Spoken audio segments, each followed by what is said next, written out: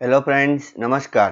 Class 12 chapter 10 wave optics के last session में आप सबका स्वागत है। In the previous session we have discussed a polarisation. Okay, उसका छोटा सा एक टॉपिक अभी बाकी रह गया था जो हमने डिस्कस किया था, पोलराइजेशन बाय टूरमालिन क्रिस्टल, वो हमने कर लिया था। आज के सेशन में हम करने वाले हैं पोलराइजेशन बाय रिफ्रैक्शन, और यू कैन से रिफ्लेक्शन। आप बोलोगे सर रिफ्रैक्शन और रिफ्लेक्शन दोनों साथ में?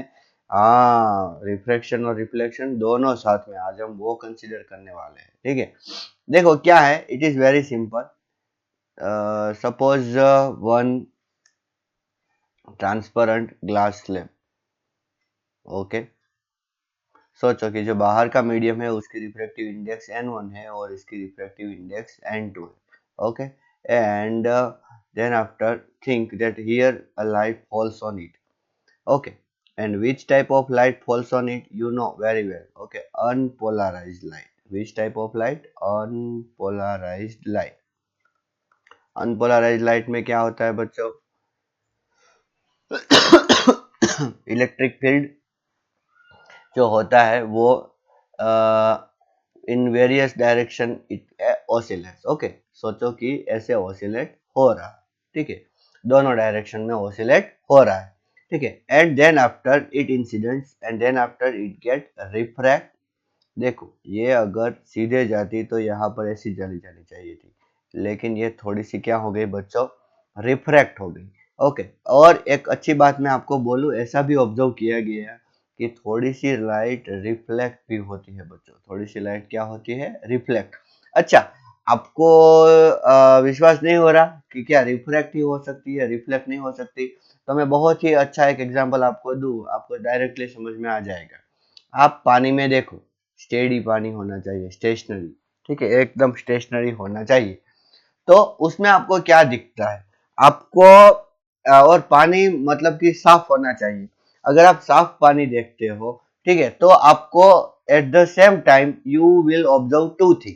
One thing is that you will observe bottom of the container. आपको कंटेनर का बॉटम भी दिखाई देगा। And at the same time you will observe your face also.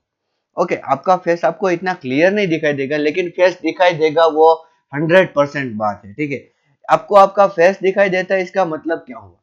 इसका मतलब ये हुआ that here reflection takes place, yes, and आपको bottom दिखाई देता है, उसका मतलब क्या हुआ? Here refraction also takes place, yes. So here I am writing here that some light got refracted.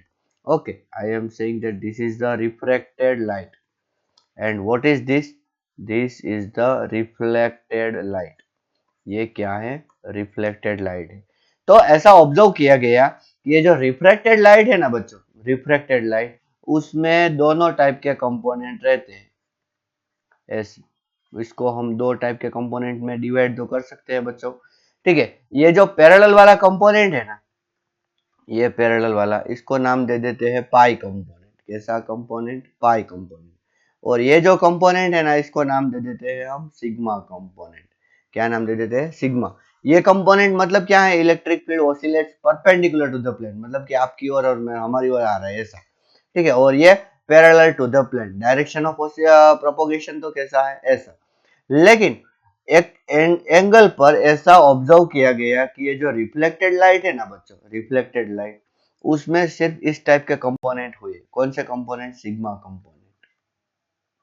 अगर यहाँ पर आप ऐसा लेते हो, इंसिडेंट लाइट में 100% सिग्मा प्लस 100% पाई, तो यहाँ पर रिफ्लेक्टेड लाइट में क्या ऑब्जर्व किया गया?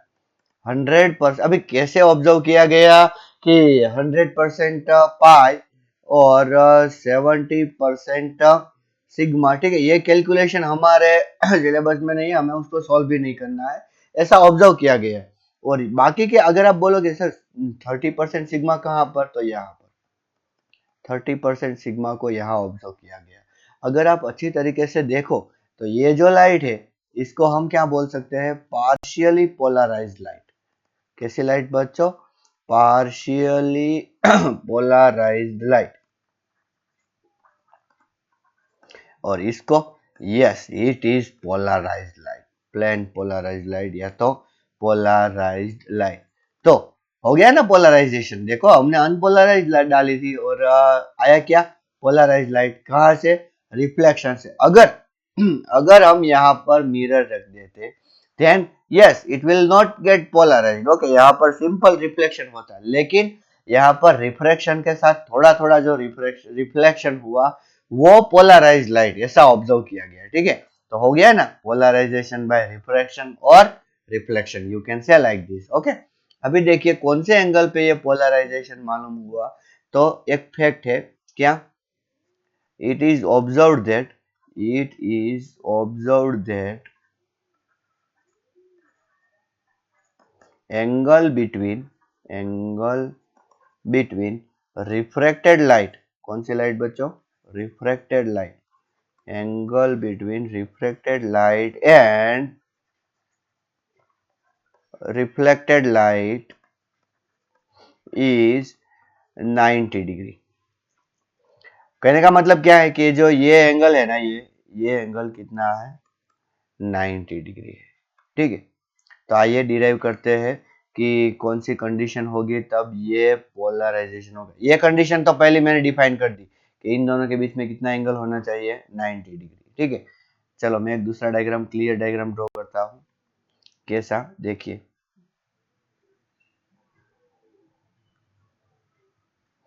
सोचो कि ये ग्लास स्लैब हो।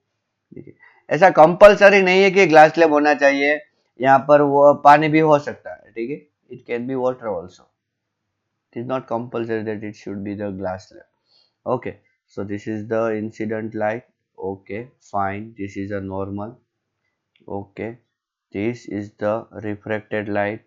Okay, and this is the reflected light.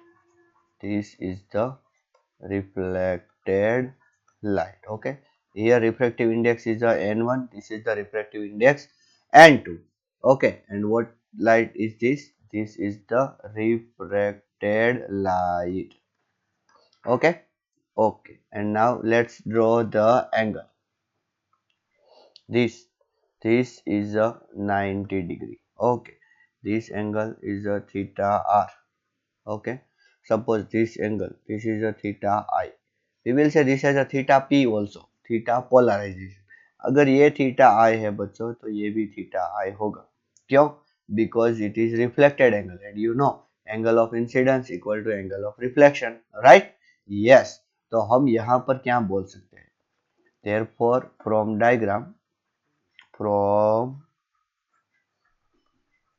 diagram we can say that we can say that अभी देखिए ये तीनों एंगल को आप ऐड कर दिए तो आपको क्या मिलेगा, theta I plus 90 degree plus theta R is equals to 180।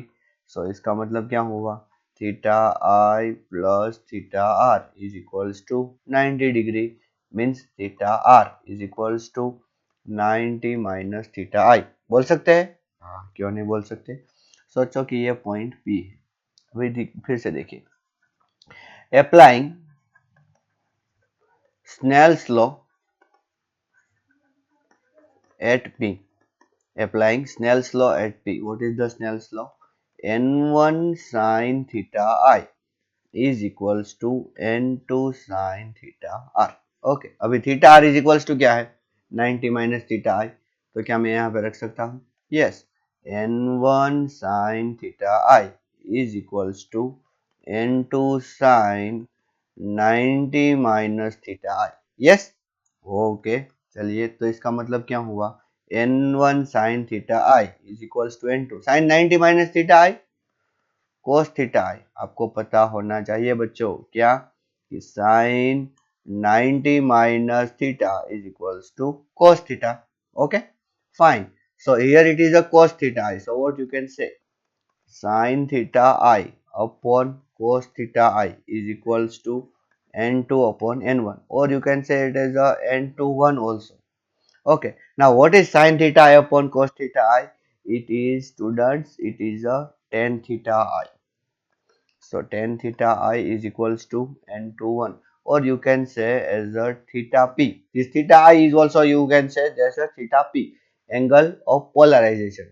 कि कितने एंगल पे आप डालोगे कि लाइट क्या हो जाए, polarise.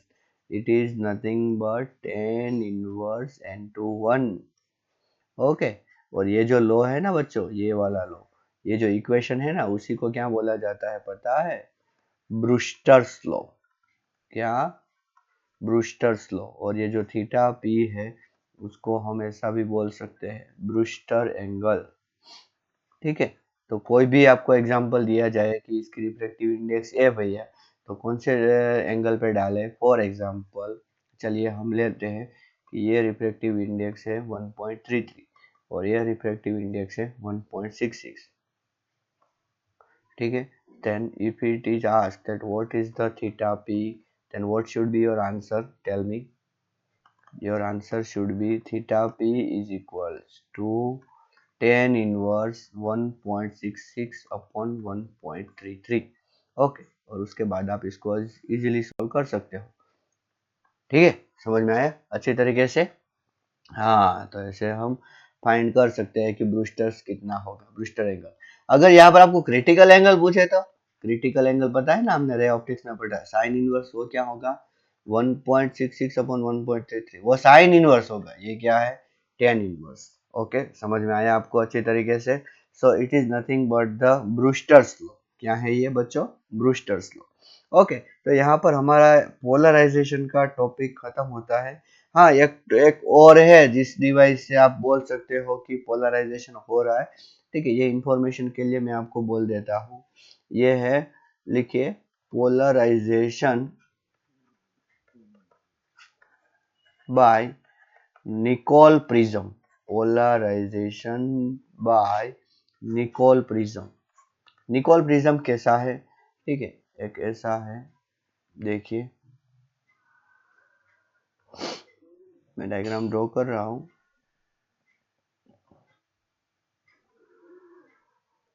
It is like this. Okay. ऐसे देखिए, ये एंगल 68 डिग्री होना चाहिए कंपलसरी. कितना होना चाहिए बच्चों? 68 डिग्री. ठीक है. और ये जो बीच में है ना, ये सबसे पहले तो मैं आपको ये बोल दूं कि ये जो है, ये है कैल्साइट क्रिस्टल, स्पेशल मटेरियल है. कौन सा क्रिस्टल है? Calcite crystal. यही नहीं, ये भी क्या है? Calcite crystal. Calcite crystal. ठीक है. तो दोनों कैल्साइट क्रिस्टल को, और दोनों क्रिस्टल कैल्साइट क्रिस्टल जो है वो डिफरेंट डिफरेंट टाइप के कैल्साइट क्रिस्टल है. ठीक है. एक ही टाइप के नहीं. और उनको 68 डिग्री पे आप क्या करो? कट करो. और दूसरी बात, उसको जो जोड़ना है तो वो किससे आप जोड़ोगे? वो जो मटेरियल है, ये जो दोनों के बीच का है, ये है कैनेडा बाल्सम. क्या है बच्चों? ये है Canada balsam. Canada balsam material से आप इन दोनों को जोड़ोगे. ठीक है. अभी जो पहला क्रिस्टल जो है, ये वाला, इसकी जो रिफ्रैक्टिव इंडेक्स है, अगर मैं आपको बोलूं तो उसकी रिफ्रैक्टिव इंडेक्स है 1.6. ठीक है. अगर कैनेडा बाल्सम की रिफ्रैक्टिव इंडेक्स बोले, ये तीनों ट्रांसपेरेंट मटेरियल है, कैनेडा बाल्सम की अगर हम रिफ्रैक्टिव इंडेक्स बोले तो ये है 1.5 या 1.55, ऐसा ले सकते हो. ठीक है. और अगर हम ये तीसरा वाला जो है कैल्साइट क्रिस्टल, उसकी अगर हम बात करें तो उसकी रिफ्रैक्टिव इंडेक्स है 1.4. ठीक है. वैसे तो बहुत सारे पीछे नंबर है, लेकिन याद करने के लिए इजी रहे इसलिए मैंने इसको 1.6 कहा, यहाँ पर 1.5 और यहाँ पर 1.4 रिफ्रैक्टिव इंडेक्स. अब क्या होगा? अब कैसे इसका पोलराइजेशन होगा? देखिए, यहाँ पर से एक लाइट आई. ठीक है. ये कैसी लाइट है? अनपोलराइज्ड. Unpolarised light. ठीक है. वो कुछ इस तरह है. वो तो आपको अब पता चल गया होगा, मैं ये इलेक्ट्रिक फील्ड वेक्टर ड्रॉ कर रहा हूँ. तो ऐसे पता चला बच्चों कि ये जो लाइट है ये दो पार्ट में डिवाइड हो गई. ठीक है. एक तो कैसी हो गई? सीधा ऐसी. हमें तो लगा था कि रिफ्लेक्शन रिफ्लेक्शन होगा, लेकिन कुछ नहीं हुआ और सीधा ऐसे चली गई. ठीक है, इस लाइट को हमने नाम दिया एक्स्ट्रा ऑर्डिनरी रे। अच्छा, ईरा लिख लिया मैंने, ईरा नहीं, एक्स्ट्रा। क्या नाम दिया हमने? एक्स्ट्रा ऑर्डिनरी रे। ठीक है, जिसमें जो ये इलेक्ट्रिक फील्ड है वो कैसे ऑसिलेट कर रहा है, ऐसे। ठीक है, और बाकी की ये जो लाइट मिली बच्चों, एक दूसरी लाइट मिली जो यहां से रिफ्रेक्ट हुई। अच्छा, कहाँ गया मेरा कर्सर? हाँ, यहाँ पर। जस्ट अ मिनट स्टूडेंट, मैं उसका कलर चेंज कर देता हूँ। जो दूसरी लाइट जो हमें मिली वो उसने पहले यहाँ पर रिफ्लेक्शन किया, फिर यहाँ से टोटल रिफ्लेक्शन भी किया, ऐसे। तो दूसरी जो लाइट मिली उसने सब कुछ किया ना ऑर्डिनरी रे की तरह, इसलिए हमने उसका नाम रख दिया है ऑर्डिनरी रे। ऑर्डिनरी रे। तो बच्चों, एक तीर पे दो निशान हो गए। क्यों? क्योंकि हमें तो अनपोलराइज लाइट दो मिली ना, ये एक्स्ट्रा ऑर्डिनरी है, ये भी कैसी है? It is also polarised. देखिए, इलेक्ट्रिक फील्ड एक ही डायरेक्शन में है, और यहाँ पर इसको भी हम क्या बोल सकते हैं? इसको भी हम बोल सकते हैं पोलराइज्ड। समझ में आया? ये मैंने पोलराइज्ड लिखा है। ओके, तो हम बोल सकते हैं कि हाँ, हमने यहाँ पर क्या अचीव कर लिया बच्चों? पोलराइजेशन अचीव कर लिया। ठीक है, पोलराइजेशन बहुत क्या है बच्चों, इम्पोर्टेंट है, बहुत सारी जगह पर यूज होता है। ठीक है, ये हमारे जो चश्मे के ग्लास है, ठीक है, उसमें हम यूज कर सकते हैं। फिर फोटो इलास्टिसिटी में यूज कर सकते हैं। ठीक है, फिर एटम को जानने के लिए हम पोलराइज लाइट का यूज कर सकते हैं। स्कैटरिंग को जानने के लिए भी पोलराइजेशन का यूज होता है। ठीक है, तो बहुत सारी, मतलब देखो, ये एलसीडी होती है, एलसीडी लिक्विड क्रिस्टल डिस्प्ले, ये टीवी होती है। ठीक है, अभी तो एलईडी चल रही है, एलईडी का जमाना है, प्लाज्मा और वो सब। लेकिन एलसीडी में किसका यूज होता था? पोलराइजेशन का यूज होता है। ठीक है, शुगर की कॉन्सेंट्रेशन किसी सॉल्यूशन में जानना है तो उसके लिए भी किसका हम यूज करते हैं? पोलराइजेशन। ओके, चलिए, तो ये छोटा सा टॉपिक था पोलराइजेशन का। ये तो हमने सिर्फ उस पे ऐसा बोल सकते हैं कि प्राइमरी हमने इसका इंफॉर्मेशन लिया है। वैसे तो इसका बहुत ज्यादा स्टडी हो सकता है। ठीक है, लेकिन हमारे सिलेबस में इतना ही है, हम इतना डिस्कस करेंगे as you study in the higher education. ठीक है, आपको पोलराइजेशन के बारे में बहुत ज्यादा जानने को मिलेगा। ओके, थैंक यू एंड नमस्कार।